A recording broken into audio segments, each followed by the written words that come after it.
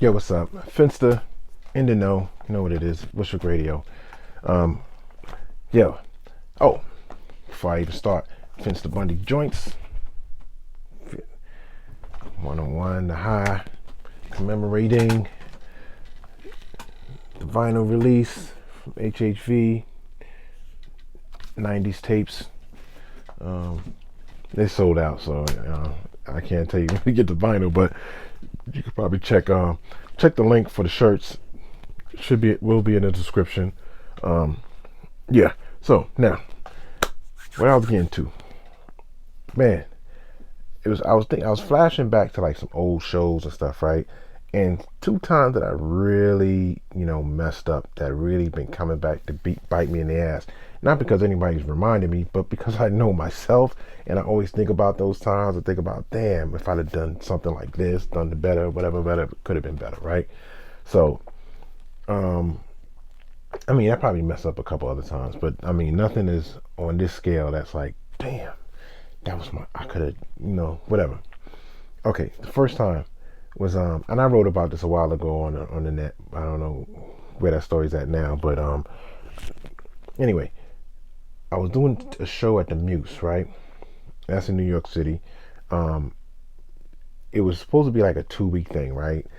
I didn't really like the idea of doing it back to back or whatever, but it is what it is. I guess my manager knows best. I ain't gonna mention her name, but knows best. I didn't mean to say breast. Anyway, so first week, cool, nice crowd. It was dope. It was pretty good. I did what I had to do, knocked out my first joint, boom, killed it. You know what I'm saying? And I used to wear like big hats and stuff like that. Just copping from the Nubian hut. Cats know about that. It's like, TLC used to wear big hats, TLC, something like that, similar to those big Applejack, whatever you call them hats.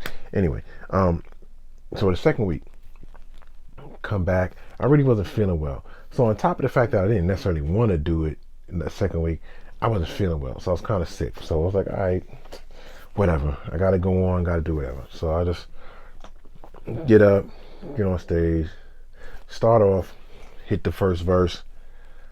I was good up until like halfway in, and then I started forgetting. Something tripped me up, and I started forgetting the verse. Damn. I was going to try and bring it back. I was trying to get it, try to see if I could, and it just wasn't happening. And I didn't really know what to do in that time on stage, so I just like, you know what, fucking I'm out. You know what I'm saying?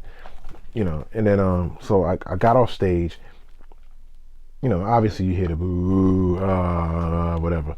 You know what I'm saying? And it was bugged because when I got off, it was like, yo, this cat was like, yo, you had it. You should have just kept going. You know what I'm saying?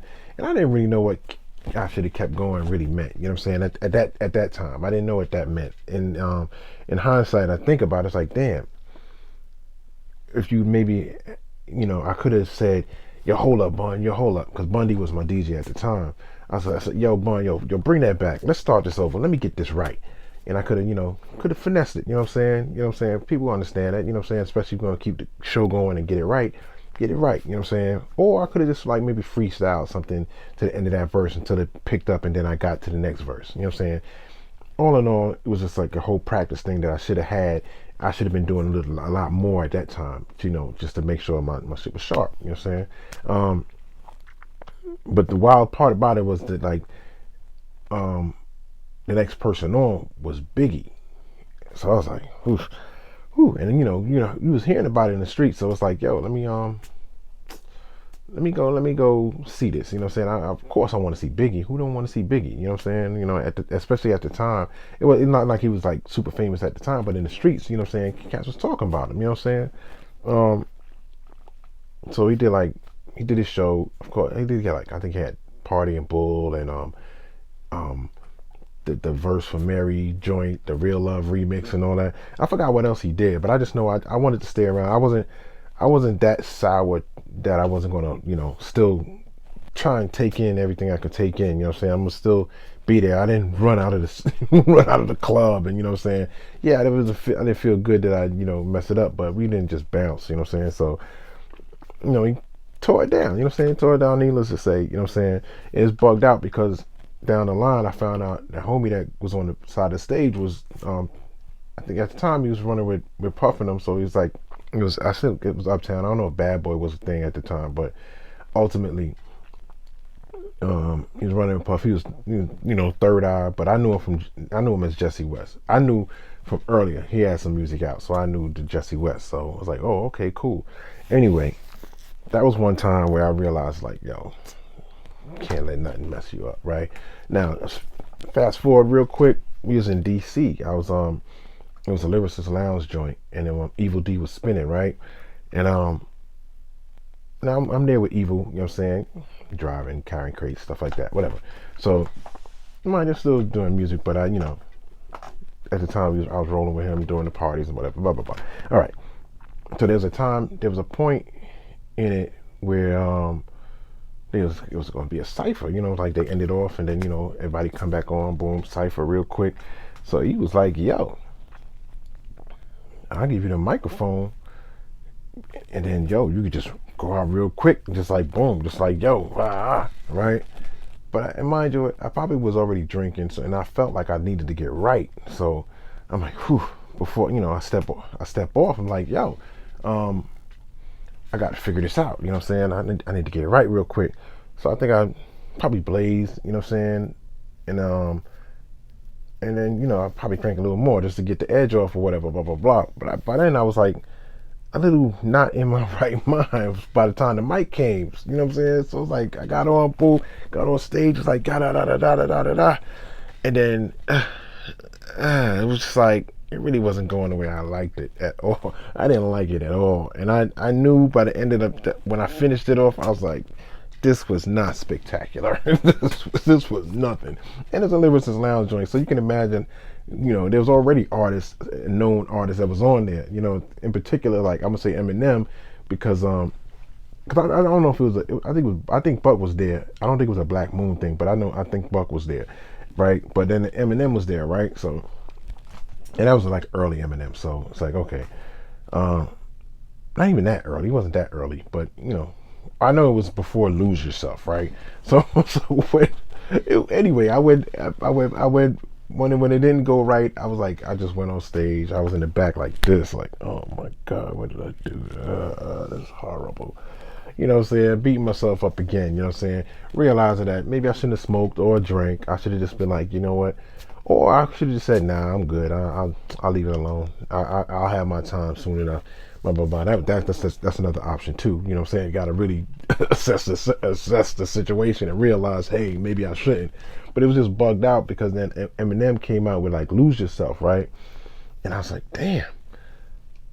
If you know the song, what I'm saying? Like that moment, when you're in that moment, that's your time right there. You never know who's in the crowd. You never know who's watching. This can ultimately be your revenue stream. You could be doing shows for years to come just based on that one performance or whatever. So in those two things, it made me realize, don't let any outside factors rule what's going to happen on that stage. When it's time for you to touch that stage, grab that mic, there's nothing else that matters in the world. How you feel, what's going on in the world, nothing. You get on that stage, you do what you got to do, especially if you want to be among, the top elite. I never really worried about being like the top MC, the blah blah blah, the best. I'm the best. But either way, regardless of whatever level you're on, you want to be the best at what you do. You know what I'm saying? You want to get your point across. You want to let your art shine. You know what I'm saying? So I had to realize that I can't let nothing else get in the way. You know what I'm saying?